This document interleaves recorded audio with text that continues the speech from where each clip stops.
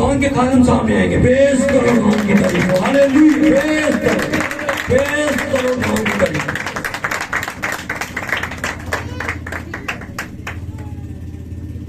Hallelujah, praise Lord. खुदावन के नाम को जलाल मेरे बहुत शुक्रिया प्यारे भाई, खुदावन आपको बरकत बख्शे सारी खिदमत के लिए जो आपने यहाँ पर खुदावन के लोगों के लिए सरअंजाम दी है।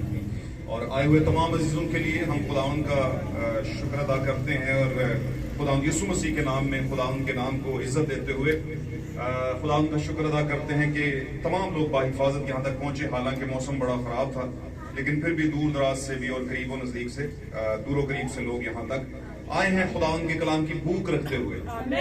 हालेलुया।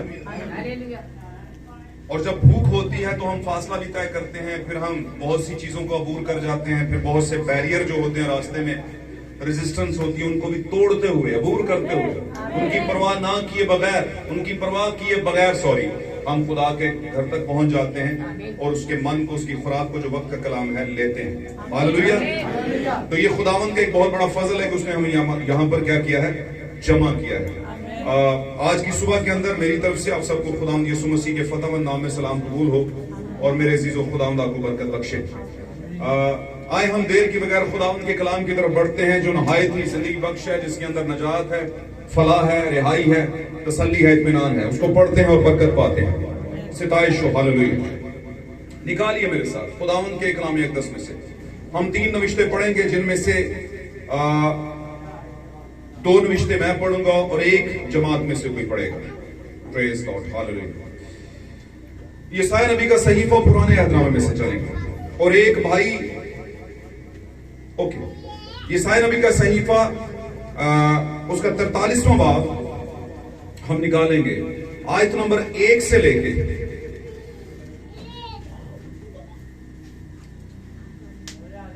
7वीं आयत तक, आयत नंबर 1 से लेके 6ठी आयत तक हम इसे पढ़ेंगे। जी पढ़िए। और अब ऐ याकूब, खुदावन जिसने तुझको पैदा किया, खुदावन जिसने तुझे पैदा किया, और जिसने ऐ इस्राएल तुझको बनाया, और ऐ इस्राएल जिसने तुझको बनाया, यूं फरमाता है कि खौफ ना कर, यूं फरमाता है कि खौफ ना कर, क्योंकि मैंने तेरा फिदिया दिया है, क्योंकि मैंने तेरा फिदिया दिया है। जी, मैंने तेरा नाम लेकर तुझे बुलाया है। जी, तू मेरा है। हाँ जी। जब तू सैलाब में से गुजरेगा, जब तू सैलाब में से गुजरेगा, मैं तेरे साथ हूँगा। हाँ जी। और जब तू नदियों को अबूर करेगा, और जब तू नदियों को अबूर करेगा, तो वो तुझे ना डुबाएंगी, तो वो तुझे ना डुबाएंगी। जी, डुबाएंगी, डुबाएंगी। हाँ जी। जब तू आग पर चलेगा, हाँ जी, तो तुझे आंच ना लगेगी। जी, और शोला तुझे ना जलाएगा। जी, क्योंकि मैं खुदावन तेरा खुदा, इस्राएल का कुदूस, तेरा निजात देने वाला हूँ। हाँ जी। मैंने तेरे फिदिया में मिस्र को और तेरे बदले कूश और सबा को दिया। हाँ जी। क्योंकि तू मेरी निगाह में बेशकीमत, क्योंकि तू मेरी निगाह में बेशकीमत है, प्रीशियस है। जी, बेशकीमत और मुकर्रम ठहरा। हाँ जी। और मैंने तुझसे मोहब्बत रखी। बेशकीमत और मुकर्रम सबसे पहले दर्जे पर याकूब तू मेरे लिए ठहरा, खुदावंद ने कहा।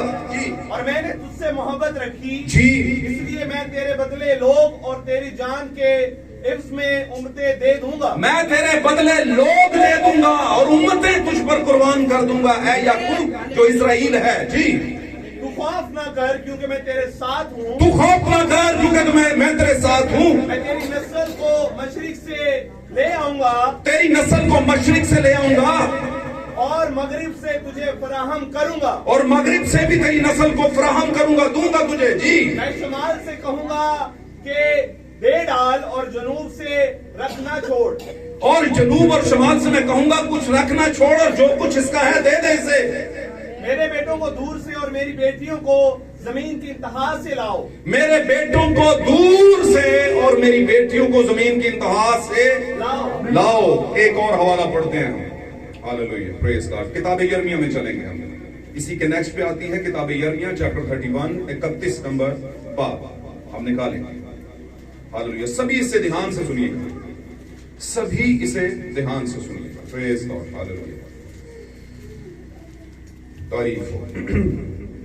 21वीं आयत और 22वीं आयत जी पढ़िए। अपने लिए सतून खड़े कर, अपने लिए सतून खड़े कर, अपने लिए खंबे बना, हाँ जी, उस शहरा पर दिल लगा, उस शहरा पर दिल लगा जी, हाँ उसी राह से जिससे तू गई थी वापस आ, हाँ उसी राह से जिससे तू गई थी वापस आ जी। ऐ इस्राएल की कुमारी अपने इन शहरों में वापस आ, ऐ इस्राएल की कुमारी अपने इन शहरों में वापस आ जी। ऐ बरगश्ता बेटी तू कब तक आवारा फिरेगी, ऐ बरगश्ता बेटी तू कब तक आवारा फिरेगी, क्योंकि खुदावन ने जमीन पर एक नई चीज पैदा की है, क्योंकि खुदावन ने जमीन पर एक नई चीज पैदा की है कि औरत मर्द की हमायत करेगी, कि नई चीज ये है कि अब से औरत मर्द की क्या करेगी, हमायत करेगी। हम चलेंगे पैदाइश की किताब में चलेंगे, मैं आखिरी वाला पढ़ाने लगा हूं, यानी आखिरी कॉन्टेक्स्ट पढ़ाने लगा हूं। चैप्टर 12 निकालेंगे, पैदाइश की किताब 12 नंबर बाब 10वीं से 20वीं आयत तक हम इसे पढ़ेंगे। हालेलुया। और उस मुल्क में काल पड़ा, और उस मुल्क में काल पड़ा, और इब्राहिम मिस्र को गया, और इब्राहिम मिस्र को गया, कि वहां टिका रहे, क्योंकि मुल्क में सख्त काल था। हाँ जी। और ऐसा हुआ कि जब वो मिस्र में दाखिल होने को था जी, तो उसने अपनी बीवी सारी से कहा, हाँ जी, कि देख मैं जानता हूँ कि देखने में खूबसूरत औरत है, सारी देख तू देखने में खूबसूरत औरत है जी, और यूं होगा कि मिस्री तुझे देखकर कहेंगे, हाँ जी, कि ये उसकी बीवी है, हाँ जी, तो वो तुझे तो मार डालेंगे, मुझे तो मार डालेंगे जी, मगर तुझे जिंदा रख लेंगे। हाँ जी, तो तू ये कह देना कि मैं इसकी बहन हूँ, हाँ जी, ताकि तेरे सबब से मेरी खैर हो, ताकि तेरे सबब से मेरी खैर हो, और मेरी जान तेरी बदौलत बची रहे। हाँ जी। और यूं हुआ कि जब इब्राहिम मिस्र में आया तो मिस्रियों ने उस औरत को देखा, हाँ जी, कि वो निहायत खूबसूरत है, हाँ जी, और फराउन के उमरा ने उसे देखकर फराउन के हुजूर में उसकी तारीफ की, हाँ जी, और वो औरत फराउन के घर में पहुंचाई गई, हाँ जी, और उसने उसकी खातिर इब्राहिम पर एहसान किया, हाँ जी, और भेड़ बकरियां और गाय बैल और गधे और गुलाम और लौंडियां और गधियां और ऊंट और उसके पास हो गए। पढ़ते जाएं। पर खुदावन ने फराउन और उसके खानदान पर इब्राहिम की बीवी सारी के सबब से बड़ी बड़ी बलाएं नाजिल की, बड़ी बड़ी बलाएं उस पर नाजिल की जी। तब फराउन ने इब्राहिम को बुलाकर उससे कहा कि तूने मुझसे ये क्या किया, हाँ जी, तूने मुझे क्यों ना बताया कि ये तेरी बीवी है, हाँ जी, तूने ये क्यों कहा कि वो मेरी बहन है। आमीन। खुदा के कलाम का पढ़ा और सुना जाना हम सबों के लिए बाइस बरकत हो, और इस कलाम के बायस हमारी जो समझ है, अकल है, रोशन हो, और हमारी जिंदगी में इस्लाह और दुरुस्तगी आए, बेहतरी आए, और हमारे गुनाह माफ हो, और अगर किसी भी तरह का किसी भी मुश्किल का साया किसी के ऊपर है तो इस कलाम के सादर होने से आपकी जिंदगी से हट जाए, अलग हो जाए। अजीजों बैठिए, खुदा आपको बरकत दे। God bless you. हालेलुया। थोड़ा सा ध्यान दीजिएगा, थोड़ा सा ध्यान दें, ताकि हम जल्दी से इस कॉन्टेक्स्ट को अच्छे तौर से समझ सकें। Hallelujah, hallelujah.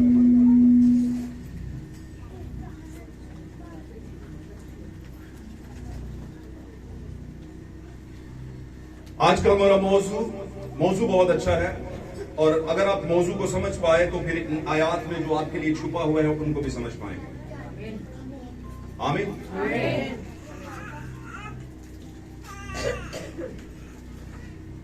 आज का हमारा मौजू है बैक टू द जेन्युइन, हकीकत की तरफ वापस लौटें। बैक टू द जेन्युइन, हकीकत की तरफ वापस लौटें, असली की तरफ वापस लौटें। हालेलुया। क्यों? यहां पर हमने 3 कॉन्टेक्स्ट पढ़ाए जिनमें मुख्तलिफ आयात थी। यर्मिया में से एक हवाला लिया 31वें बाब में से, यसाया में से लिया 42वें बाब में से, और हमने यहां पर पैदाइश की किताब के अंदर भी हमने 12 नंबर बाब में से 10वीं आयत से आगे को हमने पढ़ना शुरू किया। कुल मिला 12 की 10 से लेके आगे 18वीं आयत तक हमने शायद पढ़ा इसको। तो वहां पर हम देखते हैं कि जो अब्राहम है, अभी अब्राहम नहीं बना, इससे पहले कि वो अब्राहम बनता, खुदा ने जब उसे बुलाया, अब्राहम को जब बुलाया, मैं लफ्ज अब्राहम इस्तेमाल करूंगा क्योंकि आज की डेट में वो अब्राहम नहीं अब्राहम है, क्योंकि हम उसके बारे में बयान कर रहे हैं, इसलिए हम उसे अब्राहम नहीं अब्राहम कहेंगे। लेकिन ये जो वाकया था, अभी तक उसकी हालत खुदा ने उसका नाम तब्दील नहीं किया था, ना ही उसकी बीवी का और ना ही अब्राहम का नाम तब्दील किया था। खुदा ने एक हुक्म दिया था कि तू कसदियों के ऊर से निकला, क्या कर, तू वहां से निकला। खुदा ने अब्राहम यानी फादर ऑफ नेशन को आवाज दी कि तू वहां से क्या कर। और कसदियों के ऊर में कौन थे? उसके अपने थे। उसके कौन थे? अपने थे, अपनी सगा खून था उसका, उसके वालिदैन, बहन भाई। आमीन। और बहुत से रिलेटिव जिनको इंसान छोड़ नहीं सकता, जिनके लिए बहुत सी जायज और बहुत सी नाजायज चीजें भी कर बैठता है। आमीन। खुदा ने उसे आवाज दी, अब्राहम इनको छोड़कर निकला। हालेलुया। और वो उनको छोड़कर क्या हुआ? खुदा के ऑर्डर पर निकल पड़ा। साथ में उसकी बीवी और एक क्या था? उसका भतीजा। बात को आप बहुत पहले से जानते हैं, लेकिन आज का हमारा मौजू है बैक टू द जेन्युइन, हकीकत की तरफ वापस लौटना। खुदा ने जब उसे निकाला तो खुदा ने उसके साथ एक अहद बांधा। ये अहद कोई इंसानी अहद नहीं था, बल्कि इलाही अहद था। आमीन। गॉड्स कॉवेनेंट इसको हम कहते हैं, खुदा का कायम करदा अहद, जिसको इतनी जल्दी तोड़ा नहीं जा सकता, और अगर तोड़ा जाए तो खुदा उसके आपको फिर पनिश करता है या आपको किसी भी तरीके से वापस लेकर आता है, चाहे कुछ भी करना पड़े उसे। आमीन।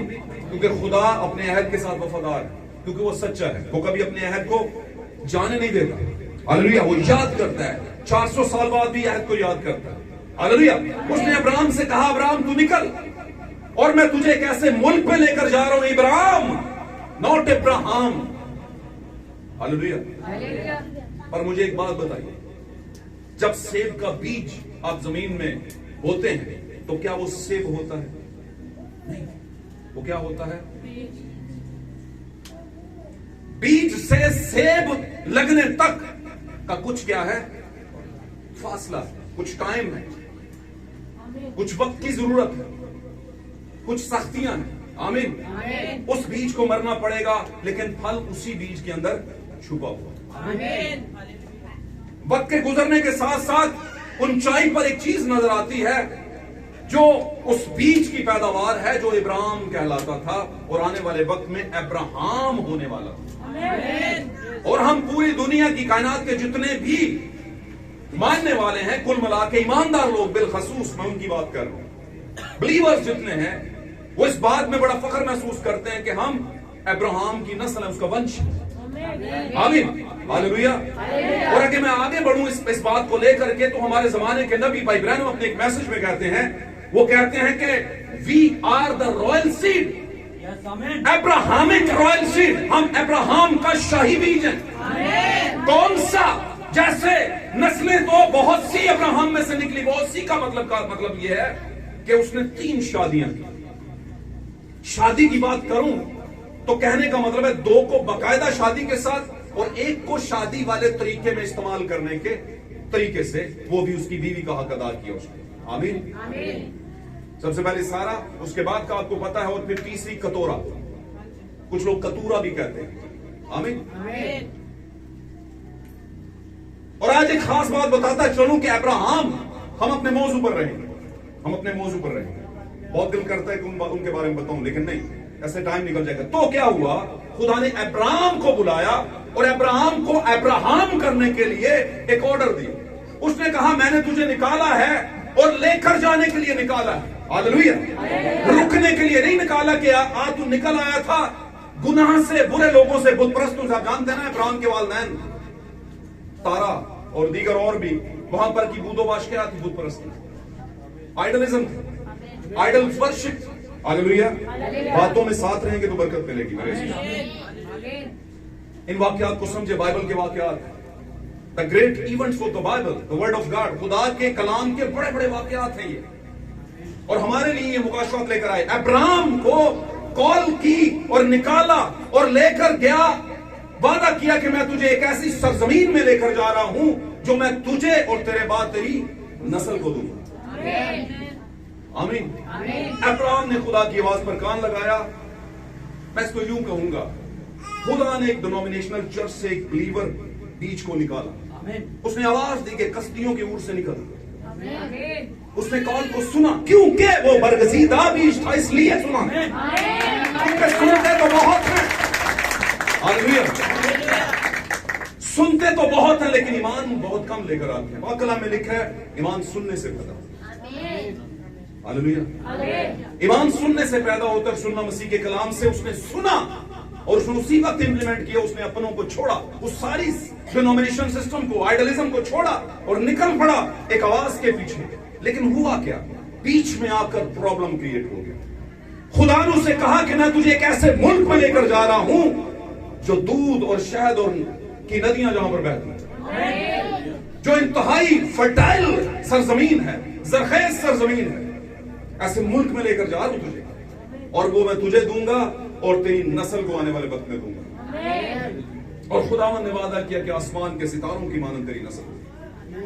ये बातें शायद आगाज में उसके लिए ऐसे लगे कि नहीं, ये बात तो ठीक थी कि आप निकल आओ और मैं तुझे दूंगा। ये वाली जो बात कर रहे हैं, इतनी नस्ल हो,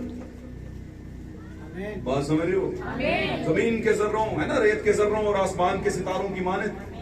लेकिन वो उसकी बातों को ओके करता रहा, ईमान लाता रहा, मानता रहा। ओके खुदावंद, मैं अपनी साइंस नहीं लड़ाता कैसे होगी, पर तूने कहा है तो होगी, तूने कहा है तो होगी। प्रॉब्लम ईमान यहां पर चुका हुआ है। तो वो चल पड़ा और चलते चलते उस सरजमीन में पहुंच गया जिसे कनान की सरजमीन कहते हैं, हालेलुया। वहां पर पहुंच गया वादे के मुल्क में। लेकिन एक प्रॉब्लम उसने कर दी। अब ये है बेटी, बहन, भाई, आपके लिए, भाइयों आपके लिए, बच्चों आपके लिए,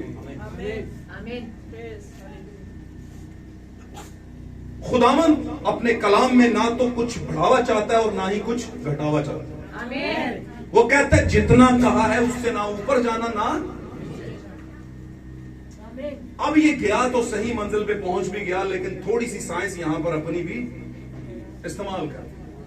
याद रखिए, जब खुदा आपको निकालता है तो कुछ ट्रैबुलेशंस कह दिया, कुछ आपकी आजमाइशें आना शुरू होती हैं। जब ये वहां पर आ गया मुल्क के अंदर, तो उस मुल्क में फौरन क्या पड़ गया, काल पड़ गया। आज की डेट में कहूं कि अगर एक तंजीमी चर्च से एक बहन या भाई निकल कर आया, आमीन, उसने खुदा की आवाज को सुना और मंजिल तक पहुंच भी गया, हालेलुया। अब हुआ यह है कि यहां पर क्या पड़ गया, उसके लिए काल पड़ गया।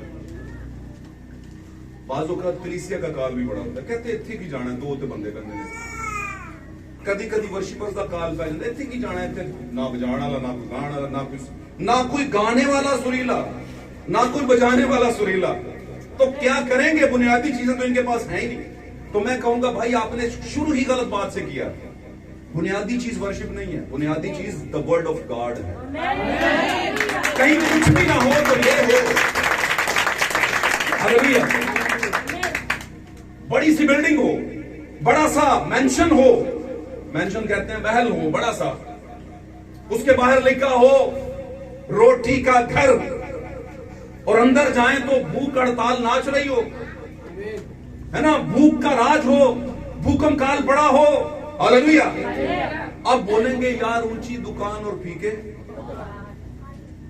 यानी जैसा लिखा है अंदर तो कुछ नहीं पाया, कैपेसिटी बहुत थी लेकिन खाने को कुछ मिला नहीं। आप निकले वहां से, कुछ और ढूंढो, देखा एक झोंपड़ी है? उस झोंपड़ी में से अंदर से कुछ खुशबू आ रही है, मेथी, आलू मेथी, है ना, फला लेट्स सपोज कह रहा हूं मैं, या चिकन कढ़ाई की, या पराठे तले जा रहे हैं। और बोले कि यार कुछ हो रहा है यहां। इस हट के अंदर जाओ, इस झोंपड़े के अंदर जो देखो तो शायद एक साधारण सीधे साधे से लोग हों, देसी घी के, है ना, बात को तो समझिए। अब बोलेंगे क्या करना है यार महल को, रोटी तो इधर पड़ी हुई है, हालेलुया। कलाम में लिखा है एलिया के जमाने में, एलिया तिशबी के जमाने में यीशु मसीह ने इसका तज़किरा किया, और जब यीशु उस बात को दोहराते हैं तो उसमें एक बहुत बड़ा रेवलेशन होता है। ये एरिया गैरे की बात नहीं है, यीशु मसीह की बात है। यीशु ने कहा एलिया के दौर में बनी इस्राइल में, आमीन, और वहां सारपत के इलाके में बहुत सी और भी बेवाएं थी। ऐसे ये तो नहीं थी सिर्फ उसी का शौहर मरा हुआ था उस बेवा का, और भी बहुत सी थी। लेकिन क्यों सारपत की बेवा के पास ही एलिया को भेजा गया? समझ रहे मेरी बात? बहुत सी ऐसी थी जिनके शौहर मर गए। तो कोई तो वजह होगी। वजह एक ही है भाई, खुदा अपने बीज के अलावा किसी को विजिट नहीं करता। तो उसे अपने बीज की फिक्र पड़ी हुई है, और अपने बीज के लिए उसने कहा मैंने तेरे लिए मिस्र को दे दिया, मैंने तेरे लिए कूश को दे दिया, ये बड़े अमीर मुल्क थे, मैंने तेरे लिए सवा को दे दिया जहां से आई थी सवा की मलका, ये इलाकों के नाम हैं। उसने कहता है मेरे लिए ए याकूब जो के इजराइल हो चुका है, ए इब्राहिम जो के अब्राहम हो चुका है, मैंने तुझे मुकर्रम जाना, पहले नंबर पे मैं तुझे पसंद कर दो, तू मेरी ब्राइड है, तू मेरी दुल्हन है, इसलिए मैंने सब कुछ दे दिया तेरे लिए। जैसे कि हमने ये सारे में पढ़ा, मैं थोड़ा सा इसको मिक्स कर रहा हूं और आप टैली करते जाएं मैं कहां पर कौन सी बात कर रहा हूं। खुदा ने आपको रोशन ख्याल दिया है, रोशन ख्याली दी है, हम बातों को टैली कर सकते हैं। आमीन। हम 3 कॉन्टेक्स्ट में मिला रहे हैं। वहां पर अब्राहम होने से पहले वादे के मुल्क में पहुंच चुका है। आमीन। बहुत दफा हम मैसेज सुनते हैं और चर्च में आ जाते हैं, लेकिन अभी तक अब्राहम होते हैं। आमीन। लेकिन वक्त आने वाला होता है फेज 3 के अंदर या फेज 2 के अंदर कि आपके नाम की तब्दीली हो। नाम की तब्दीली का मतलब आपकी ब्लेसिंग्स और आपकी रेवलेशंस में बढ़ोतरी आना शुरू हो जाए। हालेलुया। आप में वो दिखना शुरू हो जाए जो आप पहले थे और उससे हटकर कुछ दिखना शुरू हो जाए, वो चीज ज्यादा आनी शुरू हो जाए अपने आपके ऊपर। आमीन। जो खुदावंद की तरफ से होती है। आप मेरी बात को समझ रहे होंगे। तो मेरे अजीज वहां पर भूख हड़ताल हो गई। उसने अपनी थोड़ी साइंस का क्यों, क्योंकि यही वो मौका होता है कि इब्लीस आपके दिमाग में अकल डालता है, और इब्लीस कहता है कि तू ही बड़ी अकल वाला है या अकल वाली है, तेरे च कड़ी घट अकल है। बात समझ रहे मेरे? तो हमने इस मामले में इस वक्त के अंदर ऐसे हालात में जब हम पर हों, कुछ हालात खराब होने शुरू हों, तो हमने उस टाइम पे इब्लीस को गेट आउट करना है। वो हमारे मकाम से हमें स्किप या स्लिप करने की कोशिश करेगा। बात समझ रहे? वो हमारे बलावे को डिसॉल्व करने की या डिस्ट्रॉय करने की कोशिश करेगा। जो हमें कॉलिंग आई है, हमारे पास शायद बहुत बड़ा खजाना हमारे अंदर रखा है, खुदा उसे इस्तेमाल करना चाहता है। हम में से कई रूहों को पैदा करना चाहता है। मैं ये बताऊं आपको, हमारे बोलने से शायद चीजें वजूद में आना शुरू हो जाए, चीजों का मतलब जिंदगियां बदलना शुरू हो जाए। लेकिन वो चाहता है कि ये बंदा चर्च के लिए फ्रूटफुल होगा, ये बेटी चर्च के लिए फ्रूटफुल होगी, फलदार साबित होगी, इसको डिमोरलाइज करो, इसको गिराओ। और वो पूरी फौजें लगाएगा। और फौजें लगाएगा कैसे? अकल देगा, एक अलग तरह की अकल, दुनियावी साइंस देगा। और दुनियावी साइंस हमेशा खुदा के खिलाफ रही, हमेशा खुदा के अगेंस्ट चली है। इसलिए अब्राहम के अंदर एक साइंस आई, उसने कहा प्रॉब्लम तो कोई नहीं, खुदा का हुक्म तो हमने पहले ही मान लिया। उसने कहा ये मुल्क मैं तुझे दूंगा, हम आ भी गए, पहुंच भी गए। अब प्रॉब्लम है, काल पड़ गया। क्यों जी? काल पड़ गया है। अब कौन यहां पर बैठा रहे? तो आगे बढ़ जा। क्या कर? अब्राहम ने खुद से कहा, सेल्फ टॉकिंग में कहा, उसने अपने आप से बात की कि आगे बढ़ जा। लिखा नहीं है पर हुआ ऐसे। खुदा ने उसे नहीं कहा आगे बढ़ जा। गल समझ आ दीजिए। खुदा ने अब्राहम को नहीं कहा कि आगे बढ़ जा, उसने कहा नहीं, वो मुल्क तेरा, इसी में रह, इस पर कब्जा कर।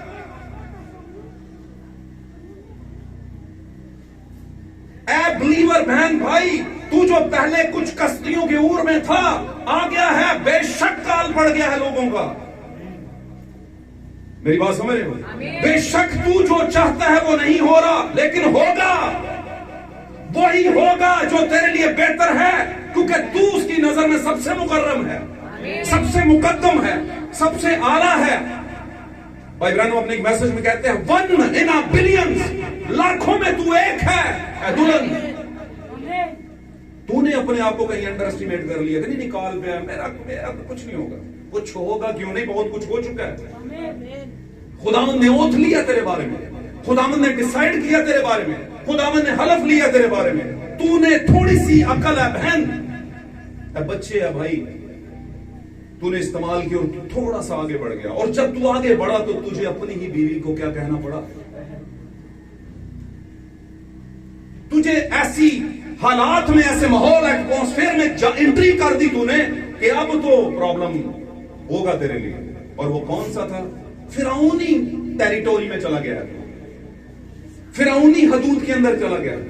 उन्होंने इसे पता भी था, इसे पता भी था कि वो खुदा के लोगों को नहीं छोड़ते, और मेरी बीवी चूंकि क्या है, खूबसूरत है, सारी क्या है, खूबसूरत है, और वो तुझे देखेंगे और वो तुझे रख लेंगे और मुझे मरवा देंगे। इसलिए तू क्या कहना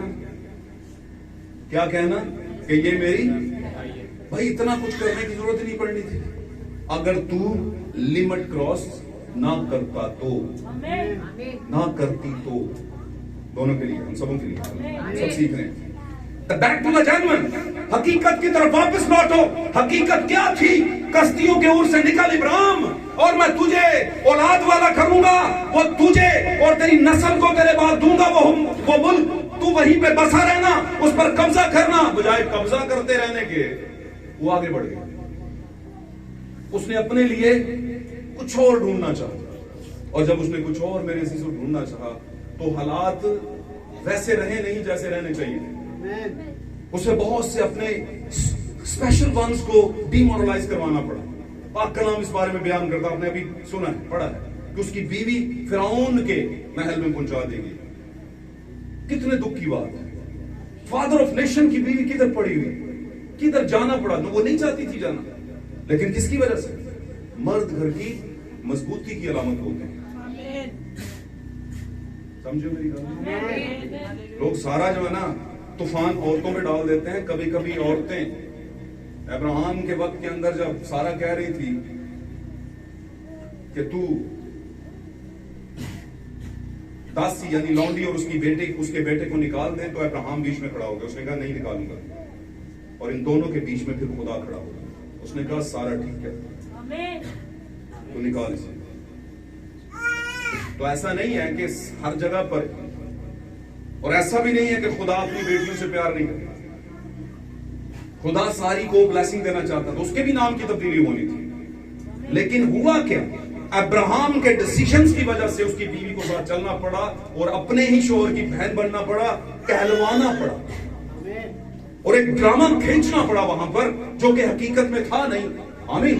वो ड्रामा खींचना पड़ा, और उस ड्रामे के बायस इतना गड़बड़ हो गई कि वो फिरौन के महल में पहुंचाई गई। वो तो खुदा बैठा था आसमान पर, जो हमारी गंदगियों को धोने के लिए और माफ करने के लिए बैक टू द जेन्युइन हमें वापस हकीकत की तरफ लाता है। वरना कुछ बचा नहीं था। हालेलुया। वरना कुछ बचने वाली बात नहीं थी। उगरी से सो पई ते पई सो, कितने लोग इस गाल को समझ नहीं? भाई भी जरा सामने दे, जरा सामने प्लीज, आप खुदा आपको बरकत दे। उगरी सो पई ते पई सो सही, ਇਹਦਾ मतलब ਕੀ है? सादे लफ्जों में यह है कि एनजी कर देता है तो समझ लो मार देती है। कुछ ऐसे होते हैं जिनको ऐसे कर दो ना तो कहते हैं अच्छा मेरे पे हाथ चुके उन्हें, समझ आ रही जो फादर ऑफ नेशन, जो कौमा उन्होंने अपना बाप कहेंगे। हर कोई उसकी गोद में जाना चाहता है। गोद का मतलब अब्राहम की गोद एक तमसीली लफ्ज है, एक तमसीली लफ्ज। इसके पीछे बहुत बड़ा रेवलेशन, उसकी गोद दरअसल है क्या? आमीन। तो क्या हुआ? जिसमें आने वाले वक्त में फादर ऑफ नेशन होना था, वो आगे बढ़ गया, और बढ़ने से बाद हुआ क्या कि उसकी बीवी को ऐसे हालात से गुजरना पड़ा। और कितनी समझ लो कि इंसल्टिंग टाइम गुजरा होगा अब्राहम पर, कि अब्राहम कितना टूट रहा होगा कि मैंने क्या कर दिया।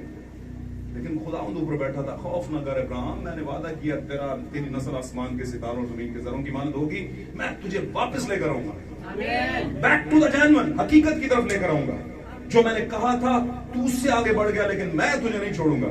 मैं बहुत दफा ये कहता हूँ, जो फादर हैं, वालिद हैं, खास तौर पर वो बात सुने, वालदाएं भी सुने, जो वालदाएं हैं, सॉरी क्या कहना चाहिए,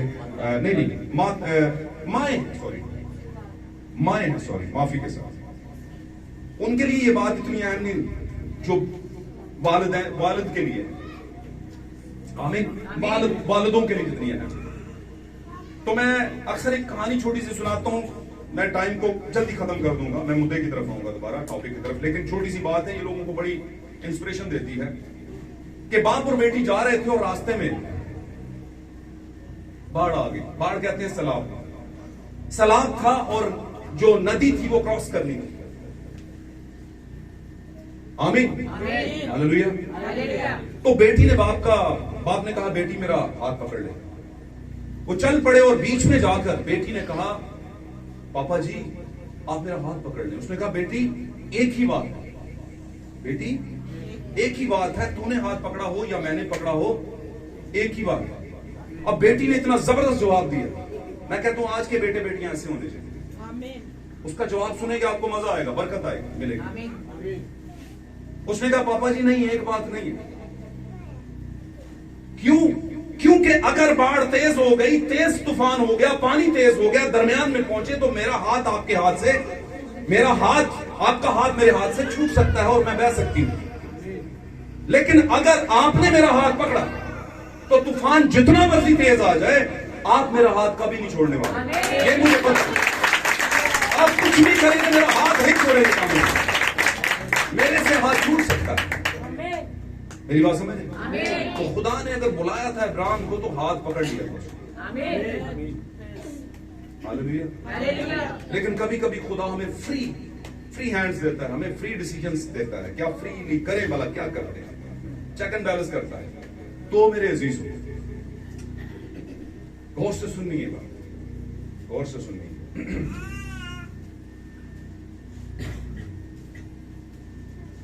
जब खुदा ने इब्राहिम को आवाज दी थी तब खुदा ने नहीं कहा था कि तेरी नस्ल 400 साल तक मिस्र की गुलाम रहेगी। पता है ना 400 साल तक मिस्र की गुलामी में रहे थे, पता होगा। जब मूसा को भेजा था, इतनी मशहूर कहानी है, ये कहानी का जो वाकया है। इब्राहिम को तब नहीं कहा जब इब्राहिम को आवाज दी, इब्राहिम को तब कहा जब इब्राहिम को वापस बुलाया। क्योंकि खुदा है और कट टू कट अदल करता था उस टाइम पर, अब उसने एक दिन रखा हुआ है, उस टाइम पे एक दिन नहीं रखा, उस टाइम पे साथ साथ कर रहा है। मेरी बात समझ? तो खुदावंद ने उसे कहा अब ये होगा। आगे चल के इसका अलग एक कॉन्टेक्स्ट है कि खुदावंद ने 3 तरह के उसे 2 जानवर कहे, एक बछड़ा था और एक मेंढा था और 2 परिंदे थे। इनको जबा करना था, आमने सामने है ना, इनको रखना था और बीच में से खुदा की आग ने गुजरना था। और जब रखा हुआ था तो ये अब्राहम पास बैठा हुआ था और दोपहर के टाइम पर परिंदे आ रहे थे और उन पर झपट रहे थे। मेरी बात समझ? लेकिन अब्राहम को चाहिए था कि आंखें खुली रखता, परिंदे झपट रहे थे और थोड़ी देर बाद अब्राहम की आंख लग गई। मेरी बात समझ? और उस आंख लगी हुई के बीच में हुआ क्या, खुदा ने उसे विजन दिया, रोया दी और खुदा वो जो कुर्बानियां थी, है ना, कुर्बानियां थी जबा की हुई, उनके बीच में से होकर गुजरा। मेरी बात समझ रहे हैं? तो खुदा ने वहां पर उसे कहा कि तेरी जो नस्ल है वो 400 साल तक एक ऐसे मुल्क में, ऐसी कौम की गुलाम रहेगी जो उससे ज्यादा जोरावर होगी, उस पर 400 साल तक जुल्म किया जाएगा। पनिशमेंट है जब आप बढ़ जाते हैं, जब आप बढ़ जाते हैं। हालेलुया। तो मैं यहां पर यह कहने की कोशिश कर रहा हूं कि मेरे अजीज हो, जो कुछ कहा जाए उससे आगे नहीं बढ़ना। अब्राहम आगे बढ़ा और उसका उससे भुगतान बहुत बड़ा भुगतना पड़ा। आमीन। लेकिन इसका मतलब ये नहीं कि खुदा उसे छोड़ चुका था, नहीं, खुदा दोबारा 400 साल बाद उन पर नजर की जब पूरे हो गए तो खुदा ने एक प्रॉफिट को तैयार किया और जाकर नबी को, मूसा को तैयार किया और वो निकाल लाया। हम थोड़ा सा इधर आते हैं। ईसाई नबी के सहीफे के अंदर हमने पढ़ा कि खुदा क्या कह रहा है कि याकूब इजराइल, उस टाइम पे अब्राहम को कह रहा था और ये याकूब उसकी नस्ल था। आमीन। याकूब उसकी नस्ल था और याद रखिए खुदा ने याकूब से याकूब को इस्राइल कर दिया। हालेलुया। खुदा का बरगजीदा, याकूब का मतलब खुदा का बरगजीदा नहीं है, लेकिन खुदा ने याकूब को इस्राएल कर दिया, और जब इस्राएल कर दिया तो इसका मतलब खुदा का प्यारा, खुदा का बरगजीदा, इस्राएल का ये मतलब है। हालेलुया। बिल्कुल वैसे ही जैसे उसके बाप को अब्राम से अब्राहम किया, आमीन, और उसकी बीवी सारी को सारा कर दिया। हालेलुया। अब्राहम से अब्राहम का मतलब है कौमों का बाप, उम्मतों का बाप। हालेलुया। और उसकी बीवी जो सारी से सारा हुई, उसका मतलब है एक खूबसूरत औरत, खूबसूरत तरीन औरत। लेकिन हम चूंकि ये बदनी तौर पर इसे अंडरस्टैंड नहीं कर रहे, हम यहां पर स्पिरिचुअली एंगल से इसे समझ रहे हैं। द फादर ऑफ नेशन जो था वो यीशु मसीह है हमारा आज की डेट के अंदर। आमीन। कलीसिया जिसमें से पैदा हुई, हालेलुया। और उसकी दुल्हन कलीसिया सारी है, जो कि तंजीमी नाम से बदलकर सारा बन चुकी है। मैं बार बार तंजीमी का क्यों जिक्र करता हूं? क्योंकि कहीं ना कहीं पर प्रॉब्लम है, गड़बड़ है, कहीं ना कहीं पर इनकार है हकीकत से, कलाम की। और वो कौन करता है? तंजीमें करती है।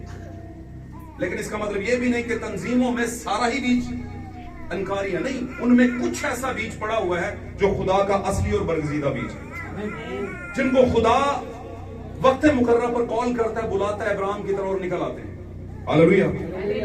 यहां पर वो कह रहा है, ऐ इस्राएल। अब यहां पर जब इस्राएल की बात करता हूं तो समझ लें कि ये ब्राइड की बात हो रही है, दुल्हन की बात। आमीन। ये आपकी बात हो रही है, ये आपकी बात हो रही है, स्पेशल वंस की बात हो रही है। हालेलुया। हाथ खड़ा करें जितने लोग इस बात को अंडरस्टैंड कर रहे हैं, हाथ खड़ा करें सभी। और जो अंडरस्टैंड नहीं कर रहे वो कह सकते हैं कि हमें समझ नहीं आ रही, भाई जी की बोलते पे हो। मेरा ख्याल मैं कोई इतनी मुश्किल गल्ला नहीं कर रहा, सिंपल बातें कर रहा हूं। मैं थोड़ा सा तमसील को जोड़ रहा हूं आपके साथ, हालेलुया, और समझाने की कोशिश कर रहा हूं कि हमें करना क्या है। अगर हम कहीं बढ़ चुके हैं तो हमें वापस आना है। अव्वल तो बढ़ना ही नहीं, और अगर बढ़ चुके हैं तो वापस आना है। अपनी उसी जगह पर कब्जा करना है जो आपके लिए थी, जिसके लिए आपको कॉल हुई थी। हालेलुया। अब यहां पर हम देखते हैं यशायाह की 42वें बाब के अंदर, वहां पर वो कह रहा है कि तू इस्राएल है और मेरा प्यारा है। आमीन।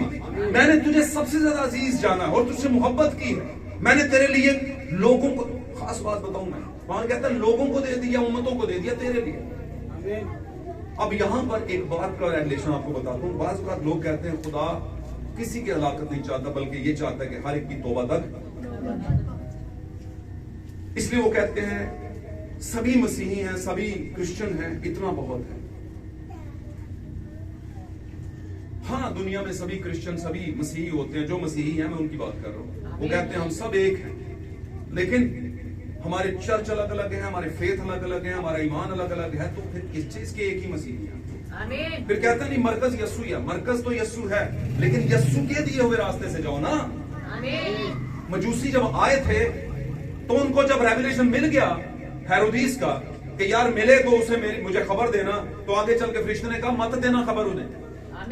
तो वो उस रास्ते से वापस नहीं गए, बल्कि कौन से रास्ते से? एक अलग रास्ते से, लेकिन दूसरी राह से वो वापस अपने मुल्क को रवाना हो। मेरी बात समझ? तो बहुत सी चीजें हैं दुल्हन के लिए समझाने के लिए पाक कलाम के अंदर, तो हमें समझना है। वो कहता है इस्राएल जो के याकूब था, जो के पहले तंजीमी था, जो के तेरा नाम खुदा का बरगजीदा या खुदा का प्यारा नहीं था, उस नाम में मैं तुझे ले आया हूं, तुझे स्पेशल वन किया है, तू मेरी ब्राइड है, दुल्हन है। याकूब इस्राएल जो हो चुका है, मैंने तुझे सबसे मुकद्दम जाना है। आमीन। और मैंने तेरे लिए कूश को, सबा को और मिस्र को दे दिया, जो उस जमाने के रिच तरीन शहर और मुल्क थे। आमीन। मैंने उनको दे दिया तुझे, यानी उन पर गलबा दे दिया। कहने का मतलब ये है कि उनकी जितनी खुशी और बरकत है, उनकी जमीन से जो पैदावार है, वो सब तुम हासिल करो। आमीन। फिर आगे चल के वो कहता है कि मैंने तुम्हारे लिए लोगों को दे दिया। तो मैंने ये बात यहां पर की कि सभी बचाए नहीं जाएंगे। कुछ लोग आपकी फायदे के लिए, आपको फीडबैक देने के लिए इस्तेमाल किए जाएंगे, लेकिन वो खुद नहीं बचाए जाएंगे। बात मेरी समझ? आमीन। यानी यूं ही समझ लें कि आप एक माचिस की जो डिबिया है उसको लेते हो, डब्बी को, और उसको इस्तेमाल करने के बाद ठीक है। मैं इसके अलावा भी मिसाल दे सकता था, लेकिन ये ज्यादा आसान मिसाल है। तो कुछ चीजें जमीन पर खुदा ने जैसे एलिया को कौवों के जरिए से खिला दी, बात समझ रहे? लेकिन कव्वे अब्दियत में नहीं जाएंगे। कव्वे ऐसे तमाम तरह के दुनियावी सो कॉल्ड जो डिनोमिनेशनल लोग हैं उनकी तमसील है। उनके जरिए भी आपको कुछ कलाम मिलता है,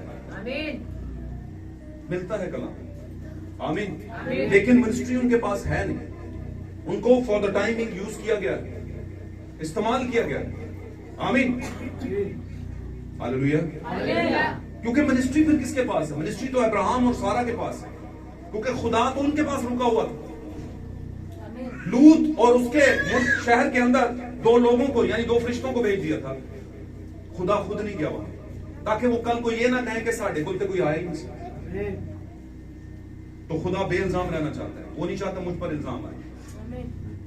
तो हर किसी की तौबा तक नौबत पहुंचे का मतलब क्या है? और वैसे बाय द वे ये भी बता दूं कि आप नहीं जानते कि जितने भी मसीही हैं जो बालिग हो जाते हैं वो तौबा करते हैं, की होती है। तो तौबा के बावजूद भी कलाम क्यों नहीं समझ आता? तौबा के बावजूद भी अलग तरह की कोई सोच या अकीदे के साथ कैसे चल सकते हैं? क्यों जेन्युइन रूट के साथ नहीं चलते? जेन्युइन रूट का मतलब हकीकी जड़, वो ये। तो इसका मतलब खुदा कह रहा है कि मैंने तेरे लिए बहुत से लोगों को इस्तेमाल कर दिया, दे दिया, पर वो बरगजीदियत में शामिल नहीं है, वो तेरी सपोर्ट के लिए थी, आमीन। उनको स्पिरिचुअल एंगल से ये बातें समझ नहीं आती, लेकिन वो कहते हैं जो कि भी पादरी है पर इनमें कुछ नेकी का काम कर लेते हैं, बात समझ रहे? उसने कहा मैंने क्या कुछ नहीं तेरे लिए किया कि तेरी आसानियों के लिए और बेहतरी के लिए, यानी दूसरे लफ्जों में तेरी आसाइशों के लिए मैंने लोग भी दे दिए तुझे, उम्मतें दे दी तेरे लिए। इसका मतलब तेरे अंडर कर दी, वो तेरी रिस्पेक्ट करेंगे, इज्जत देंगे तुझे, ये मैंने सब किया तेरे लिए। वजह क्योंकि तू मेरे लिए सबसे ज्यादा मुकर्रम है, इज्जत के लायक। खुदा अपनी दुल्हन को, अपने लोगों को, अपनी ब्राइड की तमसील के तौर पर जो लोग हैं उनको खुदा पहला दर्जा दे रहा है, और दुल्हन आज की डेट में उसे कितने नंबर का दर्जा दे रही है? और अगर नहीं दे रही तो इसका मतलब यह हुआ कि वो कहीं आगे बढ़ चुकी हुई। वो मुल्क जो दिया था कब्जे के लिए, वहां पर थोड़ा सा उन्होंने अपना ट्रायल भुगता, जिसको आजमाइश कहते हैं, तो उन्होंने कहा बस हो गई अब हमारी, अब हम आगे बढ़े। और जब आगे बढ़ेंगे तो बहुत सी चीजें आपके लिए धरी पड़ी हैं मुसीबत वाली, इसे ध्यान में रखना है आपने। हालेलुया। मुझे शमऊन का वो वाकया पतरस का याद आ गया, जब पतरस ने कहा था खुदा हम तुझे छोड़कर कहां जाए, जिंदगी की बातें तो तेरे पास, हम कहां जाए? हमें कोई ऐसा होटल, ऐसा कोई रेस्टोरेंट नजर नहीं आता जहां से हमें रोटी मिले सही वाली, मिलता नहीं, क्या करें, किधर जाएं? मैं कहता हूं ये वो रोशनी है जो खुदा ने आगाज से ही, जब दुनिया की बुनियाद रखी जा रही थी, है मेरी बहन, है मेरे भाई, है बच्चों, बरगजीदा जो उसके ब्रेन में थे, यहां पर थे, इरादे में थे। उसको पता था कि 20 की जाके एज के अंदर ये बेटा मेरी तरफ आएगा, ये 22 की एज में जाकर बेटी मेरी तरफ आएगी, ये 25 की, 30 की, 40 की एज में जाकर आएगा जरूर, बैक टू द जेन्युइन, हकीकत की तरफ लौटेगा। भाई ब्रैनम हमारे जमाने की प्रोफेसी लेकर आए, उन्होंने एक बड़ी प्यारी बात, उन्होंने कहा आज कलीसिया को जो सबसे ज्यादा जरूरत है, back to the Pentecostal revolution, वापस उसी पेंटिकोस्टल तहरीक की तरफ जाएं, क्योंकि वो वाली तहरीक जो थी अंदर कुछ तब्दीली लेकर आती थी। वो जब प्रीचिंग होती थी तो हजारों की, उस वक्त हजारों की बात बड़ी बात थी, हजारों की तादाद से लोग, आपको पता पतरस के पहले किताब पर 3000 के करीब उनमें 3000 के करीब उनमें आ मिले, और लिखा वो रोज बढ़ते जाते थे, और जितने उनमें जितने ईमान लाते थे खुदा उनको उनमें शामिल कर देता था। बाइबल पढ़ा करें इतनी तेजी से। और मैंने फिर बताया ये शिफा की, सिर्फ शिफा वाली चीज नहीं, ये रेवलेशन वाली चीज थी, क्योंकि शिफा वाली चीज तो 82 के पास नहीं थी। गेट अप, जागे, समझ रहे मेरी बात? रूह कुदस मिलने से पहले जो 120 पर रूह कुदस उतरा, उससे पहले भी क्या शिफाएं नहीं हो रही थी? 82 लोग शिफाएं दे रहे थे, वो 70 और 12 इख्तियार भी यीशु ने दिया था। तो मामला शिफा तक ही, आज की डेट में लोग शिफा तक ही रहते। इतनी इतनी बड़ी मिनिस्ट्रियां बन गई, अनकोर नोरोला मिनिस्ट्री, बजिंदर सिंह मिनिस्ट्री, जो कि पूरी दुनिया में, चूंकि अब मामला वर्ल्ड वाइड हो गया क्रिश्चियनिटी का, तब मैं बात करूं, है ना। और अपने मुल्क में आप तो जानते ही हैं, इतनी बड़ी मिनिस्ट्री, पूरी दुनिया जानती है उस बंदे को। सोने की प्लेट, सिल्वर की प्लेट वाला लगाएंगे, जो 2 लाख देगा उसकी सिल्वर की प्लेट होगी। हाथ खड़ा करो भाई जेड़े जानते हैं इस गल, हाथ खड़ा करें। मैं किसकी बात कर रहा हूं? नॉमिनेट मिनिस्ट्री, नाम नहीं लेना मैंने। कहां है वो खुदा का घर जो आज से 3 साल पहले कहा था होगा? पैसे भी ले लिए, सब कुछ किधर है? बहुत बड़े बड़े प्रीमियर चेक लिए फाइनेंस के, पैसे के, सॉरी, तो किधर है वो? हम ये नहीं कि हम बैठे यहां से उनसे हिसाब लेने, नहीं, मैं आपको सिखा रहा हूं, मैं आपको सिखा रहा हूं। हम उनसे नहीं कुछ हिसाब ले रहे, लेकिन मैं आपको हालात हाजरा बता रहा हूं कि दुनिया में चल क्या रहा है। तो 82 क्या कर रहे थे? शिफायत तो दे रहे थे। मेरी बात समझ रहे? तौबा की मनादी भी हो रही थी। हालेलुया। आपको वाकया याद होगा, मैं थोड़ा सा सिखा दूं जी, थोड़ा सा छोटी सी बात। यीशु के दौर में ही एक केस आ गया उसके शागिर्दों के पास। एक शख्स था, उसका बेटा ठीक नहीं हो रहा था। उसने उसके शागिर्दों से कहा दुआ करो, ये दुआ करो कह दिया। यीशु मसीह के साथ आप रहे हैं, आप शिफा दें इनको। तो उन्होंने दुआ की, लेकिन मामला कुछ हल नहीं हुआ। यीशु आ गए थोड़ी देर बाद, कहते हैं ए उस्ताद, मेरे बेटे को शिफा दे, तेरे शागिर्दों से मैंने कहा पर उनसे ये मसला हल नहीं हुआ। यीशु ने कहा ये वाली किस्म दुआ के जरिए जाएगी। दुआ यार, ये वाली किस्म जो बदरू इसमें घुसी हुई है, ये दुआ के जरिए जाएगी। किसी ने पढ़ी है? किसी को पता है ये बाइबल में हवाला है कि हाँ, जो बाइबल के स्टूडेंट वो जानते हैं। यीशु मसीह ने कहा ये वाली किस्म दुआ के अलावा नहीं जाती। वो केड़ी किस्म की दुआ है यार, जितने नहीं जानती वो भी तो दुआ ही कर रहे थे भाइयों। कहां देखो, खुदा बरकत देता हूं। वो वाली जड़ी किस्म है वो किसके जरिए जाएगी? वो भी तो दुआ कर रहे थे। और दुआ की बात करूं तो वहां 82 का इख्तियार तो दिया हुआ था, या यूं कह लें कि यीशु के साथ तो चल भी नहीं रहे थे ना, लेकिन कुछ था जो अभी कुछ छूट रहा था, रहता या अभी मिला नहीं। रूह कुदस तो साथ साथ था, इसलिए शिफाएं भी हो रही थी। पता ना, यीशु मसीह साथ साथ ही था उनके, पहले वो तुम्हारे साथ साथ था। लेकिन पोर्शन 2 वाला केस अभी नहीं आया था। पोर्शन 2 में कुछ स्पेशल वन थे। मेरी बात समझे? कुछ स्पेशल वन थे जो वादे के साथ खड़े रहे, बड़े नहीं। उन्होंने ऑर्डर लिया बाप और बेटे और कुदस के नाम में बपतिस्मा देना, लेकिन उतनी देर तक यरूशलेम से बाहर भी ना जाना जितनी देर तक तुम्हें पोर्शन 2 के अंदर वो वाला बपतिस्मा, वो वाला इख्तियार जो आग के साथ है, आग की फटती हुई जुबानों के साथ है, जो डायरेक्टली ऊपर नहीं अंदर काम करता है। हालेलुया। तो उन्होंने ये नहीं किया कि नहीं पतरस बात बहुत हो गया यार, 5 दिन हो गए बैठे हुए हैं, 6 दिन हो गए बैठे हुए हैं, 7 दिन हो गए बैठे हुए हैं। अब यही है यार, जो हमने कर ली दुआ यही है, बस निकलो। खुदा ने इख्तियार दिया था, नहीं, पर पतरस लीडर था, उसने कहा नहीं कुछ होगा। पतरस लीडर था, उसने कहा नहीं, खुदा ने कहा है कि ये मुल्क मैं तुझे दूंगा। अब्राहम को टैली करने बात को जरा, मैं उधर ही लेके जा रहा हूं। अब्राहम को कहा ये मुल्क दूंगा, है ना। थोड़ा सा वेट क्या करना पड़ गया काल का, वो आगे बढ़ गया। यहां पर शागिर्द बढ़ना चाहते होंगे, पतरस को कहते होंगे पर साहब तुसी जरा लीडर हो, पर साहब वो तो हो गया ना सर, इनकी होता है अपनी साइंस थोड़ी बीच में लगानी शुरू कर दी होगी। पर पतरस ने कहा नहीं, अगर खुदा ने कहा है कि वो कुव्वत का लिबास जब तुम पाओगे तो फिर जमीन, यहां यरूशलेम बल्कि दुनिया की इंतहा तक मेरे क्या हो जाओगे, गवाह होगे। तो ऐसा होगा, रुको।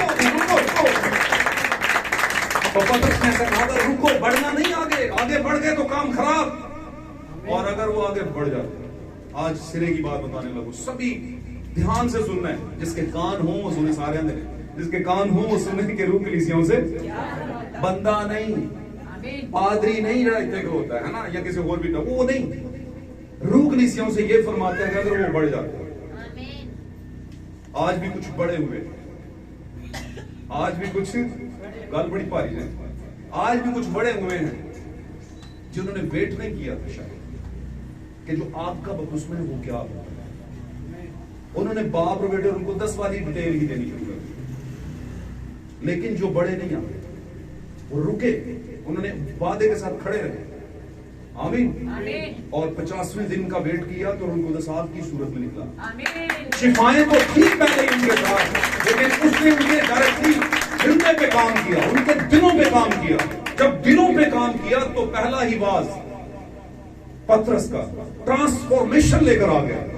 वो जो उनको मारने पर तुले हुए थे, नफरत करते थे यहूदी, कहने लगे, उनके दिलों पर चोट लगी। उन्होंने कहा, भाइयों, ब्रदरन्स, हम क्या करें, हम क्या करें के निजात। उन्होंने कहा, तौबा करो और तुम में से हर एक उस लाइन वाला बपतिस्मा ना लेना, क्योंकि हम रुके रहे, हमें पता चला उस लाइन के अंदर छुपा कौन है, और उस बाप और बेटे के अंदर असल अनुवाद क्या है, उसका असल उसकी इंफॉर्मेशन क्या है, वो हमें मिल गई है। क्योंकि तुम्हारों के अंदर तो हमारी यहूदियत में पहले ही यसाया के सहीफों में पढ़ा था, यसाया ने कह रखा है, यसाया 9:6 में, वो खुदा कादर अब्दियत का बाप और सलामती का शहजादा होगा। वो बाप होगा, बेटा होगा और रूह कुद्स होगा, वही होगा। उसी में ये तीनों चीजें प्रवेश कर रही होंगी। इसलिए उसने कहा तो रुके रहना, इतना वेट करवाया उसने, रुके रहना। जब रूह आएगा तो तुम्हें मेरी बातें याद दिलाएगा और आने वाली बातों की खबर देगा। वो नविश्तों के भेद खोलेगा। गल समझ रहे हो? और जब पतरस ने रेवलेशन हासिल कर लिया और उसके साथ 120 की जमात में भी ना तो कोई सवाल करने वाला था कि पतरस तू ये क्या कर रहा है। यस्सु ने तो 3 में कहा था, तू ये एक की कौन सी बात कर रहा है, यस्सु को सब कुछ बना दिया तूने। कोई नहीं था सवाल करने वाला, क्योंकि उन पर भी तो उतरा हुआ था, वो भी तो आपके नीचे थे। रूह कुद्स की आपकी उन पर भी तो सैंक्टिफिकेशन हुई थी, वो भी तो स्टीलाइज हुए थे, वो भी तो पाक हुए थे उसी रूह की आग से। अरे शिफाएं तो पहले ही उनके पास मौजूद थी, तो फिर नया क्या। आज हर दुनिया के चर्च में आप देखें 99% 9 पॉइंट लोग शिफा के पीछे भागम भाग, देखों के पीछे भागम भाग है ना। 5 साल अब मिशनरी और सेमिनरी के पीछे भागम भाग लगी है। कुड़ियां मिनिस्ट्री कराई जा रही है, सेमिनरी बच्चियां, बच्चों बेटों को सेमिनरी करा दो। इसे क्या हो, बेटी को कराओ, बेटे को कराओ, 5 की जगह 10 साल करा दो, ट्राई करके देख लो। पर ये बातें सेमिनरियों से समझ आने वाली नहीं, ये किससे समझ आने वाली है? आग के बपतिस्मा, आग वाला रूह। ये रेवलेशन है खुदा जो लफ्जों को खोलता है। आकला में लेकर जान देने के बाद यीशु मसीह अमाउस की राह पर 2 शागिर्दों को मिला, और चलते चलते जब रोटी तोड़ने का टाइम आया तो उनकी आंखें खुल गई कि ये तो यीशु है। क्योंकि ये रोटी तोड़ने का जो तरीका है ये पहले भी हम देख चुके हैं। आमीन। और लिखा है वो बातें करने लगे आपस में। यीशु देखते देखते उनकी आंखों से ओझल हो गया। जब उन्होंने पहचान लिया तो बातें करने लगे आपस में, यार जैसे हम भी कहें कि ये कैसा शख्स है। जब वो राह में हमसे बातें करता था और नविश्तों के भेद हम पर खोल रहा था, तो क्या हमारे दिल जोश से भर न गए थे, एक दूसरे से सवाल कर रहे थे। ये वजह थी यार, वो तो यीशु था, हम तो पहचान ही नहीं पाए। बैक टू द जर्मन, वही पेंटिकोस्टल फेथ। कौन सा? यूनाइटेड पेंटिकोस्टल था। हम यूनाइटेड पेंटिकोस्टल होते हो गए भाई। अगर बाइबल वाले हो तो फिर आओ भाई, वेलकम। बोले बाइबल वाले कौन से होते हैं? वही तो है ना पेंटिकोस्टल चर्च। नहीं, वो पेंटिकोस्टल चर्च नहीं जाता। वो पेंटिकोस्ट की आग चाहता है, एक्टिवेशन चाहता है, तहरीक चाहता है। वो है आप में? वो क्या होती है? वो तो जब शागिर्द उठाए गए थे उसके बाद बस खत्म हो गया। नहीं नहीं भाई, दोबारा जाएं बैक टू द जन्म, उस लाइन को जरा गौर से पढ़ें।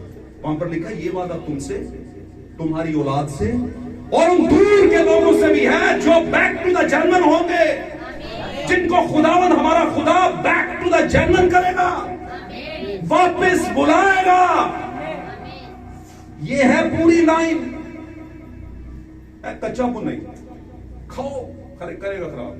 कुछ चीजें तो हजम हो जाती हैं लेकिन सब चीजें हजम नहीं होती। आमीन। बैक टू द जन्म। खुदा ने कहा वापस अपनी बीवी को ले। मैंने वापसी का रास्ता बोला, वापस जाओ उसी मुल्क में। और अब्राहम वापस अपनी बीवी को लेकर आ गया। अगर खुदा फिरौन पर बलाएं ना नाज़िल करता, लिखा है फिरौन के मुल्क पर उस पर बलाएं आई सारी के उनके जाने के बाद उसके हाथ से, क्योंकि खुदा नबी की बीवी के जरिया से ही तो दुनिया में नस्ल पैदा करना चाहता था। और अगर वही डिमोरलाइज हो जाती, बेइज्जत हो जाती, या उसके साथ कुछ 100 तरह की हफी नफी हो जाती, खुदा ना खास्ता, तो खुदा बहरहाल ऐसा होने नहीं देना। खुदा ने उसे बचाया। लेकिन हुआ क्यों? यहां तक नौबत पहुंची क्यों? इब्राहिम की वजह से। इब्राहिम वापस गया। यहां पर खुदा कह रहा है इजराइल वापस आ। यशायाह की जो हमने किताब 42 बाब निकाला तो उसकी जो आखिरी मैंने 4 लाइनें पढ़ाई थी आपको, छठी आयत वो पढ़े जरा। आखिरी वो हमारा टॉपिक है आज का, बैक टू द जर्नल। पढ़िए यशायाह। मैं चाहता हूं दोबारा उसको मैं पॉइंट करूंगा आपको और फिर इसको खत्म करते हैं। हालेलुया। ओके चले मैं पढ़ता हूं आपके लिए यशायाह 43 छठी आयत में पढ़ता हूं। मैं शुमाल से कहूंगा दे डाल और जुनूब से के रख ना छोड़, मेरे बेटों को दूर से और मेरी बेटियों को जमीन की इंतहा से लाओ। इसका मतलब खुदा के भी बेटियां बेटे हैं। मेरी बात समझ? और यीशु भी खुदा का बेटा है। इसका मतलब यीशु के अलावा भी खुदा के बेटे बेटियां हैं। इसका मतलब यीशु के हम मिरास कुछ और भी है। इसका मतलब क्या कि जैसे यीशु ने उन बेटे और बेटियों के लिए, यीशु इस्राएल की नस्ल के लिए और इस्राएल के लिए कुश को दे दिया, दान को दे दिया, कुश को दे दिया, मिस्र को दे दिया, सबा को दे दिया और बहुत से और मुल्कों को भी उनके अंडर कर दिया। आज की बेटियों के लिए भी ऐसा कर सकता है। आमीन। वैसे आज के कुश और मिस्र कौन है? आपको पता है कुशी और मिस्री जो थे इनसे खुदा के मुखालिफ रहे हैं। सच्चाई के अगर मैं कहूं तो मुखालिफ रहे हैं। सबा के लोग भी गैर, सबा इलाके का मुल्क का नाम था और सबा का जहां पर इलाका था वहां पर लिखा वो दुनिया के कोने में था, एक किनारे पर था, क्योंकि सबा की मलका जो कि गैर कौम की दुल्हन की तमसीला वहीं से आई थी कि नहीं? साथ रहेंगे तो बरकत मिलेगी। खत्म करते हैं इसे। तो क्या है? वो कहता है दूर से मेरे बेटों को और बेटियों की जमीन की इंतहा से वापस लाओ। कौन लाओ? ये किनको ऑर्डर है? 120 की जमात को हुआ था और वो लेकर आए। अपना आप कख नहीं छोड़ा उन्होंने, लेकिन लेकर आए, मसीह की दुल्हन तैयार की उन्होंने। आमीन। और अगर वो वंशावली, वो बीज, वो नस्ल, वो तुखम आज की डेट में कहीं किसी झोंपड़ी में पुराने से घर में जरा चोहा पे के खराब हो जाएगा, जिसमें पंखा भी शायद नहीं सही, जिसका शायद 100 तरह की चीजें गड़बड़ का शिकार है और जिसको शायद कोई पसंद भी नहीं करता, पर बीज वही कोठरी में पड़ा हुआ। वही असली तुखम है आपके लिए, वही आपके लिए जिंदगी की रमक है। आमीन। याद रखें, बादशाहों का बादशाह खुदावंद यीशु मसीह, दुनिया को वहमो गुमान भी ना था कोई बादशाह अस्तबल में पड़ा हुआ है यार। हालेलुया। जानवरों के अस्तबल में जहां पर कोई फ्रेग्रेंस नहीं थी, खुशबू नहीं छिड़की गई। भाई जरा इसी ऑन करो, लोग आने ने ठंड जून का महीना है, चर्च में स्कूल ना बैठ। आज बच्चे की मकसूद बच्चे गर्मी लग रही, एसी ऑन है। समझ रहे हो कि नहीं समझ रहे? पर मैं कभी भी आसाइशों के खिलाफ नहीं हूं। आप मेरी बात के एक एंगल को समझ नजर अच्छी तरह। मैं ये नहीं कहता कि जिनके पास ये आसाइशें हैं वो बुरे हैं, नहीं, मैं ये नहीं कहता, पर मैं ये कह रहा हूं कि उस अच्छाई के पीछे आप सच्चाई को भूल जाते हैं। उस अच्छी अच्छी चीजों के पीछे, मजेदार चीजों के पीछे आप सच को छोड़ देते हैं। आप कहते हैं नहीं छोड़। समझ आ रही बात? तो बेटा, तो बेटी, इन बातों को जाने आप कि आपने बैरूनी स्ट्रक्चर नहीं देखना कि कैसा है, काला है, नीला है, पीला है, पादरी अनपढ़ है, पढ़ा लिखा है, कितना अमीर है, कितना गरीब है। आमीन। आपने ये देखना है कि कहने की डेयर भाई, कहने की पहले उन क्या रहा है। अगर कुछ बोल रहा है तो क्या according to the revelation of the word of God है, खुदा के कलाम के मुकाशफा के मुताबिक है? अगर है तो फिर आपके लिए है, फिर वो आप ही की जिंदगी को तब्दील करने आया है। आमीन। वो अपना नहीं सोचेगा, आपका कुछ सोच जाएगा। और मैं बताऊंगा आपको, बाय द वे, इंसान का कोई इंसान कुछ नहीं सोच सकता। कोई पादरी को कायम कोई कुछ नहीं कर सकता। एक काम कर सकता है, प्रोसीड कर सकता है, कह सकता है पुत्र ऐ ठीक है, गलत है, ठीक है, बस। आमीन। अगले पर है कि उस बात को कैसे कंसीव करता है। हालेलुया। तो यहां पर कह रहे मेरे बेटे और बेटियों को वापस दो। इस्राइल तू पहले नंबर पर है। इस्राइल, तेरा नाम मैंने याकूब बदल के इस्राइल रखा है। तुझे मैंने फेज 1 से निकाला, फेज 1 में लेकर आया और फेज 2 में फिर लेकर आया। अभी तेरा नाम तब्दील हो चुका है। आमीन। और आज की डेट में अगर नाम की बात करें तो जेन्युइन मसीही जेन्युइन रेवलेशन के साथ होते हैं, जेन्युइन हकीकत के साथ होते हैं। इसलिए अगर कोई लेफ्ट राइट हो भी गए, कुछ बढ़ भी गए या बढ़ गई कुछ, तो उनको वापस बैक टू द जेन्युइन आने की जरूरत है, वापस उसी पेंटिकोस्टल आपके नीचे आने की जरूरत है। हालेलुया। एक बात बताएं, जब यीशु 12 साल का था, साथ रहेंगे तो बरकत मिलेगी। जब यीशु 12 साल का था, यरूशलेम में ईद हुआ करती थी उस टाइम पर। सारे इजरायली और यहूदी लोग यरूशलेम में उस टाइम पर ईद मनाने जाया करते थे। घरों में बाद में करते थे, पहले उधर जाके मनाते थे, कुर्बानियां और 100 तरह की और चीजें। आमीन। बहुत बड़े फीस्ट जिनको हम कहते हैं कि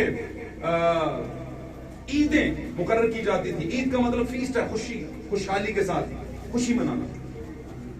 आमीन। तो कई बार 7-7 दिन ईद चलती थी।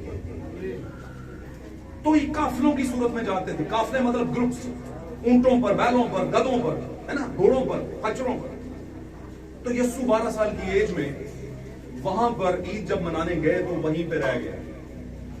यरूशलेम में यीशु रह गया। अब ये निकल पड़े, लगे होंगे, अच्छा वो दी सुना, वो दी नहीं, अच्छा वो दी तो सुना रहा, वो भी आजकल कर दी हुई, ये करदा क्या है। ऐसे ही होता है ना, वैसे, है ना, ऐसे होता कि नहीं? हर कोई अपने चक्कर से लगा है।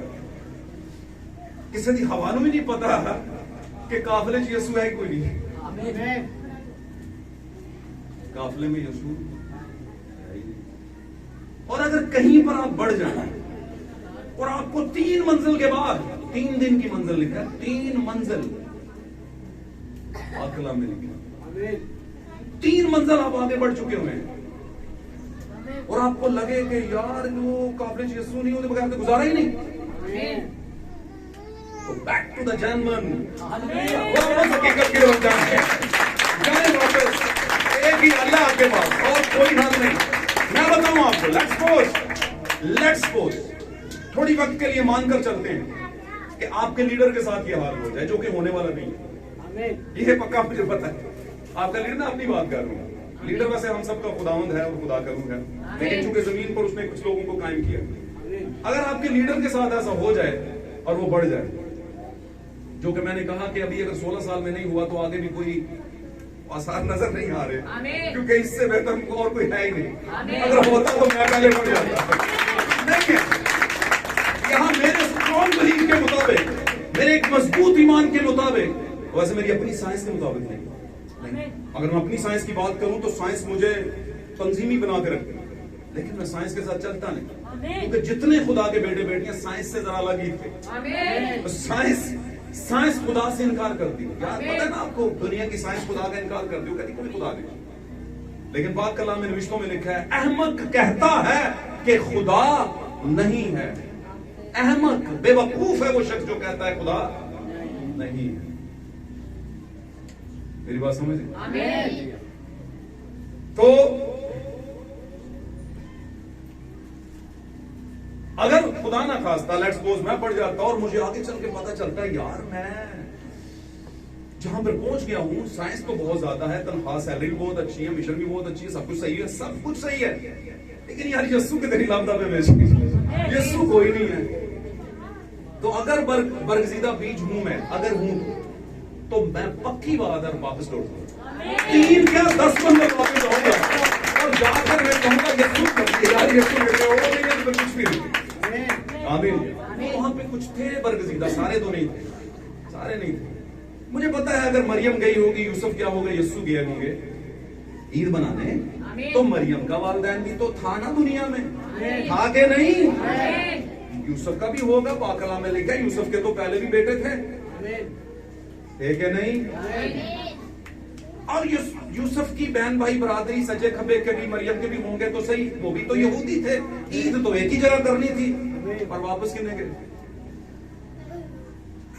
जिनको यस्सु की जरूरत थी, बस जिनको यस्सु की जरूरत होती है बैक टू द जंगल जाते हैं, उसी पॉइंट पे मिलेगा यस्सु आपको जहां से आपने छोड़ा। आमीन। और जब वहां पर गए तो यस्सु उनको मिला तो उन्होंने कहा, ऐ बेटे तूने हमारे साथ ऐसा क्यों किया? देख तेरा बाप और मैं तेरे लिए परेशान थे। यस्सु ने कहा तुम मेरे लिए परेशान क्यों होते हो? क्या तुम्हें मालूम ना था, ये रेवलेशन पता नहीं था तुम्हें कि मुझे अपने बाप के यहां होना जरूर था, इसीलिए। और इसमें एक तीर से 2 शिकार हुए, एक तो मैं अपने बाप के पास था ताबेदार, उसका बाप यरूशलेम में था उस टाइम, सलामती के इलाके में था, सलामती की जगह यरूशलेम का ये मतलब है टेरिटोरी ऑफ पीस, सलामती की हदूद के अंदर। ऐ यरूशलेम तो खुदावंदा तेरे बोया विच हुण खड़े साडे, हालेलुया। वहां पर यीशु मिलेगा, और जिनको थोड़ी सी भी रोशनी अंदर होती है, भूख होती है, रमक होती है, खिंच होती है ना, लालसा होती है, वो भावे मंजिला 3 की बजाय 300 नॉट मेंशन, प्रॉब्लम नहीं है, बस लैके आना उन्होंने, सोच लिया, बस सोच लिया, सजे खब्बे वाले कहने लै तुर पे हूं वापस। और खैर की हो गया बिजली, फिर केड़ी गल है, बिल ते आना ही है, लाइट बाद बंद कर दी। नहीं, मैं आपको छोटा सा वाकया सुनाता हूं। 2 लोग थे, एक मजदूर था, पत्थर कूट रहा था। स्टोरी सुनिए, ये स्टोरी है, ये वाकया नहीं है, स्टोरी है, मैं आपको समझाने के लिए कर रहा हूं। मजदूर लगे थे कहीं पे, थोड़ी देर बाद एक बहुत बड़ी गाड़ी आई, गाड़ी में से एक बंदे ने ऐसे बाहर पाँव निकाला, जनाब पैंट कोट बूट ये फलां टमका, परफ्यूम छिड़का हुआ है ना, सब कुछ ब्रांडेड। ध्यान करो गल ते ਤੁਹਾਡੇ वास्ते से सभी के लिए। उतरा, उतरने के बाद जैसे ही निकला उसने देखा एक पत्थर कूट रहा है बंदा, गर्मी में लू में लगा, कंस्ट्रक्शन हो रही है। उस बंदे ने ऐसे पसीना पहुंचा, अचानक ध्यान हो गई, वो भागा भागा गया, दोस्त दोस्त दोस्त दोस्त दोस्त मेरा दोस्त आ गया, दोस्त। वो उसका नौकर जो छतरी लेके उसके ऊपर खड़ा था, वो लैंडलॉर्ड के ऊपर, जमींदार के ऊपर, मालिक के ऊपर खड़ा था, धूप ना लगे साईं को धूप ना लगे। गल समझ रहे हो कि नहीं समझ? धूप से बच रहा। वो कहता पीछे पीछे पीछे पीछे, कौन है तुम्हें? कहता यार मेरा दोस्त है यार, समझ आने का नहीं। वो कहता सबर सबर सबर। वो कहता एक मिनट यार सबर कर, कौन था? कहता सर मैं आपका दोस्त, आपको पता नहीं हम एक जगह इकट्ठे जॉब करते थे। कहता एक मिनट यार सर। कहता हाँ यार मेरा दोस्त है, वेरी गुड, बैठ गाड़ी में आ जा, चाय शाय पिलाई, खाना शाना खिलाया, वेरी गुड यार, वो सुना सारा कुछ। कहता हाँ ठीक है। कहता यार बड़ी बात है, तुझे पता है हमने एक ही जगह से स्टार्ट किया था, एक ही कंपनी में जॉब करते थे। क्या ऐसा किया तूने कि आज तू लैंडलॉर्ड और मैं पत्थर कुटाना? समझ आने की गल, मार रहोगे तो बरकत मिलेगी। वो कहता है यार इतना मसला नहीं है इस बात में, वैसे मैं कहना नहीं चाहता था तेरे साथ, क्योंकि जाहिर है सेल्फ रिस्पेक्ट होती है, तो मेरा दोस्त है, बस मेरे लिए इतना बहुत था, लेकिन मैं कहना नहीं चाहता, तूने पूछ लिया तो चल सुन कर। क्या तुझे याद होगा हम एक कंपनी में जॉब करते थे, एक दिन हम दोनों काम कर रहे थे, ओवर टाइम कर रहे थे, शाम हो गई थी और हम दोनों निकले, हम 3-4 मंजिल आगे निकल आए थे और मुझे अचानक याद आया कि यार वो ओपन ना ऑफिस की लाइट चली रहेगी।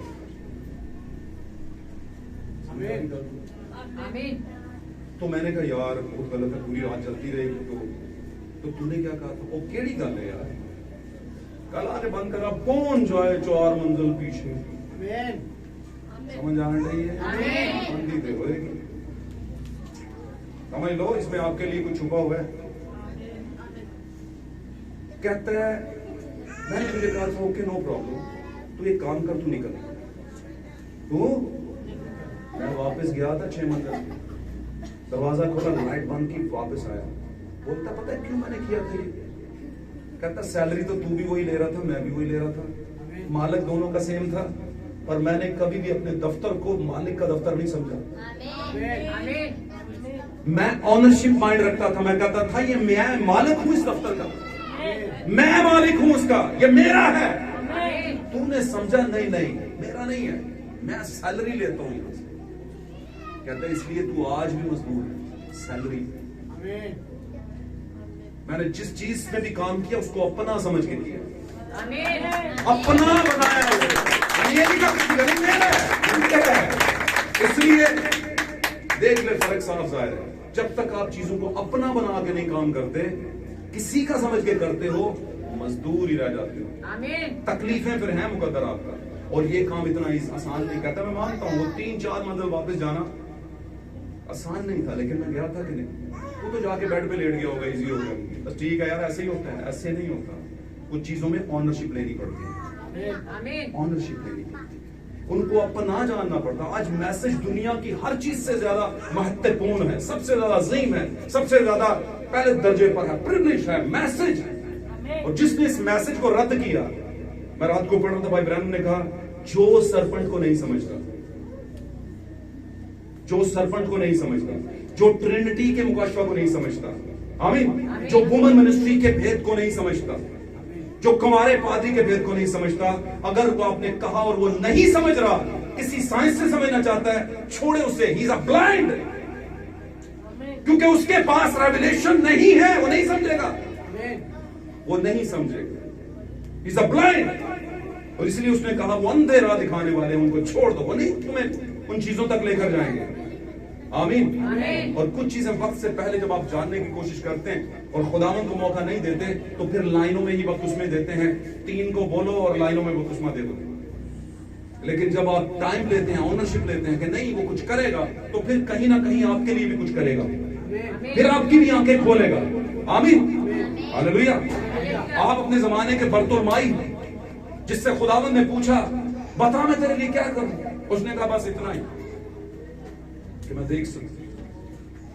आज आपको भी मांगने की जरूरत है। मुझे बताएं, क्या मांगना भिखारी का काम मांगना था कि नहीं? था कि नहीं? तो आप यहां पर क्या करने आए? कुछ मांगने ही तो आए हैं। मैं यहां पर क्या करने आया हूं? कुछ मांगने ही तो आया हूं। तो आज के भिखारी हैं हम, पर किसके?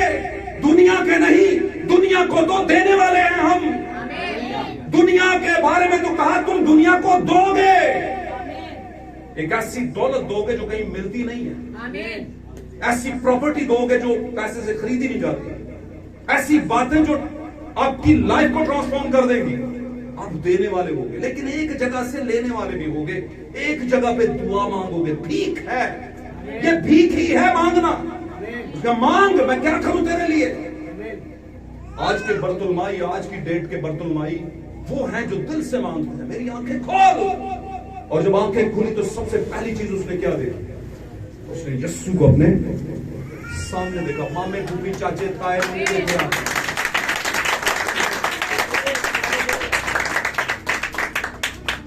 ऐसा भी नहीं था कि खुदावंद ने आंखें खोली तो उन्होंने वेखे नहीं, दस्या गया पापा नु मामा का देख लो, मैं वेखदा जाऊंगा।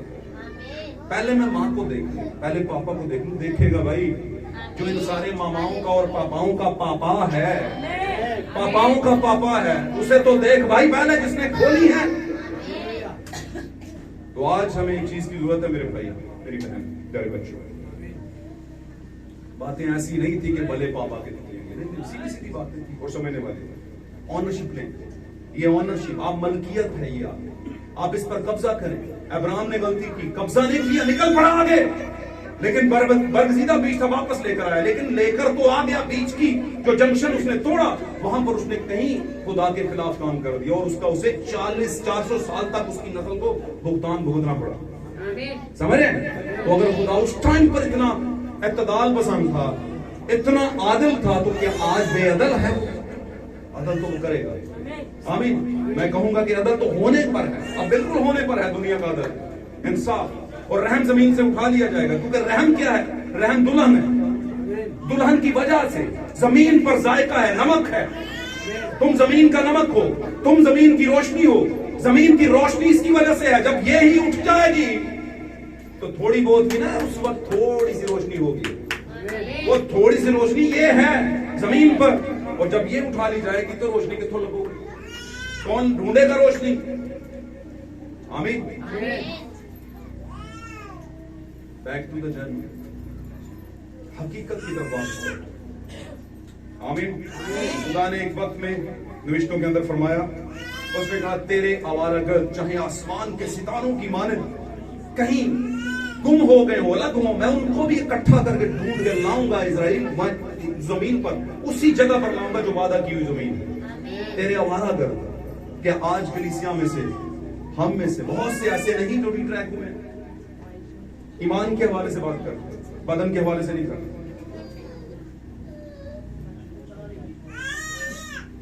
आमीन। क्या वो अपने ट्रैक से हटे? याद रखिए, दूरियां ट्रैक से हटाती हैं। जब दूरी मिलती है तो बीच में इब्लीस आकर हवा पर अटैक करता है। जब दूरी होती है, आमीन। मुझे कुछ मरियम मगदलीनी की बड़ी प्यारी बात याद आ गई।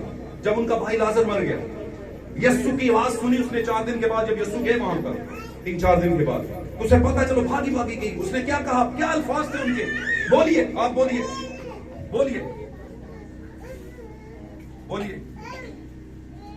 जब दोनों बहनों का भाई था लाजर, वो मर गया, हालेलुया,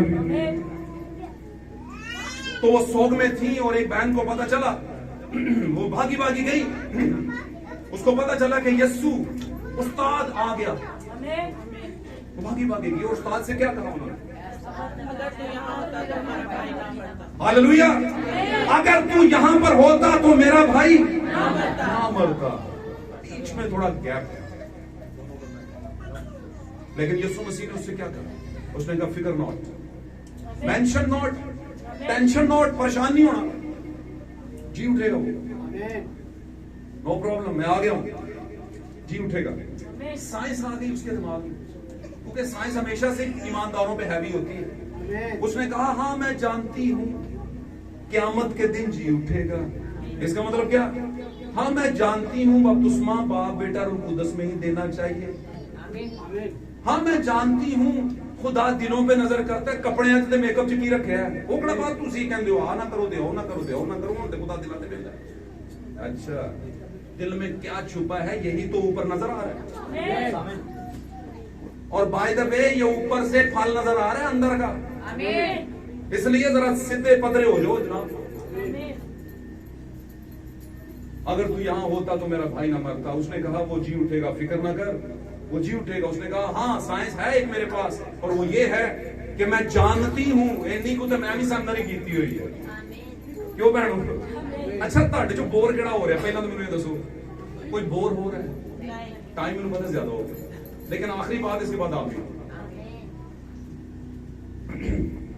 उसने कहा एक साइंस मेरे पास है, वो मेरी सेमिनरी ने मुझे बताया था कि क़यामत के दिन तो सभी जी उठेंगे। उन तंजीमी चर्च भी सारे कहते हैं क़यामत है, सारे जी उठेंगे। वो उठन के तो सारे, पर कुछ अबदी मौत के लिए, जिल्लत के लिए, और कुछ अबदी जिंदगी के लिए। तुसी किधर छो? समझ आ ली गल नहीं? तो क्या हुआ? कहती हाँ मैं जानती हूँ क़यामत के रोज जी उठेगा। उन्हें कहा है मरियम, रेवलेशन मैं हूं, क़यामत और जिंदगी मैं हूं। अब वेट नहीं करना पड़ेगा। उसने कहा वेट नहीं करना पड़ेगा, जो ना तूने 3 दिन का वेट किया ना, मैं दूर था, इसमें भी मेरी मंतक थी, मैंने जानबूझ के 3 दिन लगाए। 4 दिन लगाए, ताकि लोगों को बताऊं कि कहते ना कोई फर्क नहीं पैंदा, कुछ 4 दा 10 दा 20 दा 30 दा, मैं कहता वो चीजें वजूद में आना शुरू हो जाती हैं, वो बैक टू द लाइफ हो जाते हैं, जिंदगी की तरफ वापस लौट आते हैं। आमीन। तो मेरे अजीजों, ownership back to the genuine में मिलती है, आपकी ऑनरशिप। आमीन। आपके घर आपकी ऑनरशिप, आपकी मलकियत। ऑनरशिप कहते हैं मलकियत, आपके पास उसके मालिकाना हुकूक हैं कि नहीं? तो मैसेज आपकी ऑनरशिप है।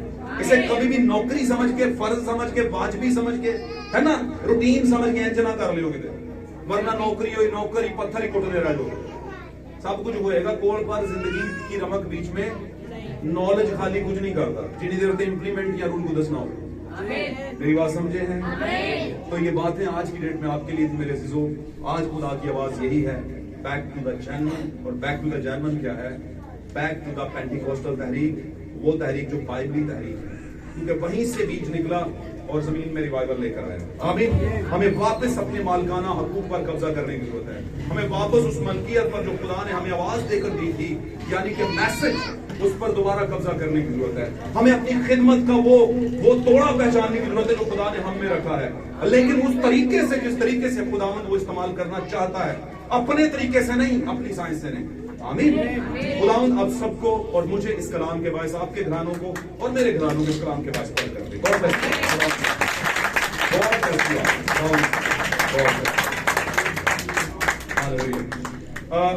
शादी की एक पुकार है, वो कि मेरे पास अभी